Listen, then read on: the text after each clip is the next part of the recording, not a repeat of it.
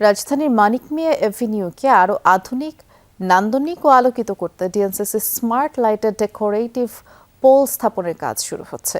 বিকেলে মানিক মিয়া এভিনিউয়ে decorative pole স্থাপনের কাজের উদ্বোধন করেন ঢাকা উত্তর সিটি কর্পোরেশনের প্রশাসক শফিকুল ইসলাম খান। ডিএনসিসি প্রশাসক জানান, রাজধানীর গুরুত্বপূর্ণ সড়কগুলোকে আধুনিক ও দৃষ্টিনন্দন করার পাশাপাশি সড়ক নিরাপত্তা বাড়াতেই এই উদ্যোগ নেওয়া হয়েছে। পর্যায়ক্রমে নগরের বিভিন্ন গুরুত্বপূর্ণ সড়কে এমন সৌন্দর্য বর্ধনমূলক কাজ করা হবে বলেও জানান তিনি।